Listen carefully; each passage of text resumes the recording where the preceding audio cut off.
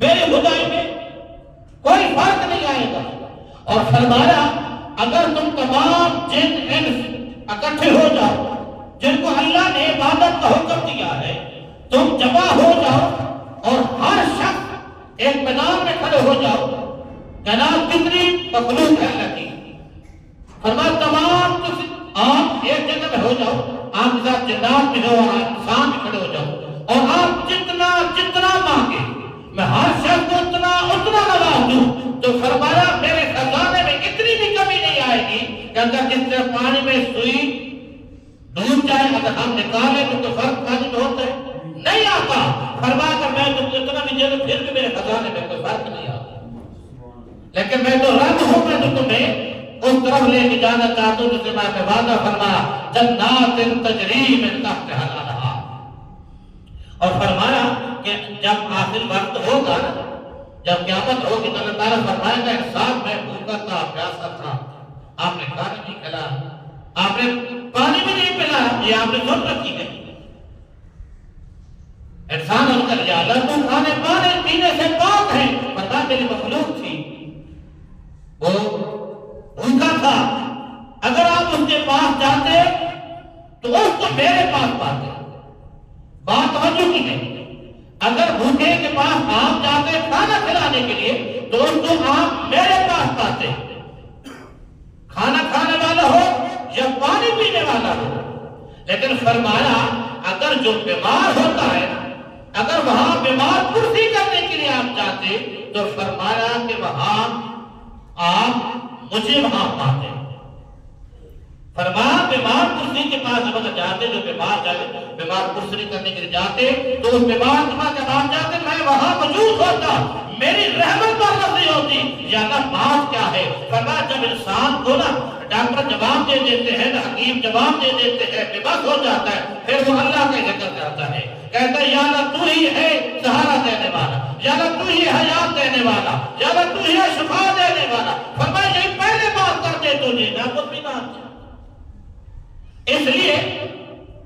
ہم لوگوں کو چاہیے ہم عاجزی اور کفاری، یہ اللہ کو بہت بڑی پیاری ہے۔ حضرت پیر غوث اعظم کی بات بڑی توجہ کی، آپ فرماتے ہیں یہ روحانی سفر کی بات کر رہا ہوں۔ آپ کہتے ہیں میں عبادت کے دروازے پر گیا تو میں نے دیکھا بڑی رش تھا، بڑی بھیڑ تھی، اللہ کا قرب پانے کے لیے نہیں ملا۔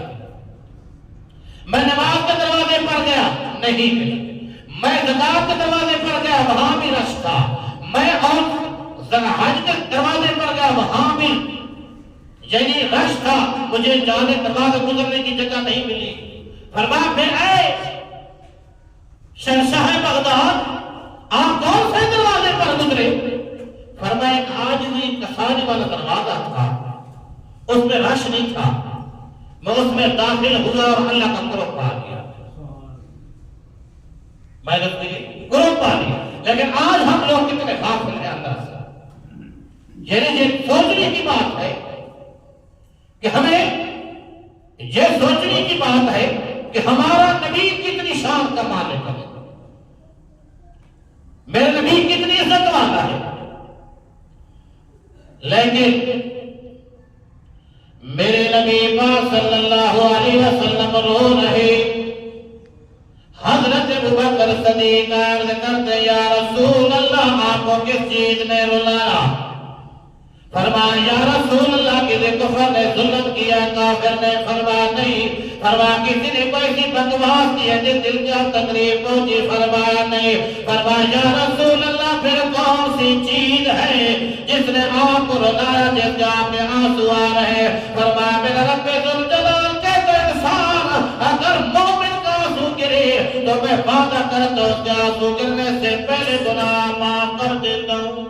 لیکن جب نبی کا آنسو گرے تو اس کی کیا شان ہوتی ہے؟ فرمایا یا رسول اللہ پھر کس چیز نے رلایا؟ فرمایا اے ابو بکر صدیق تیرا دن گزر گئے اللہ کا قرآن نہیں آیا، یعنی اللہ سے اتنی محبت،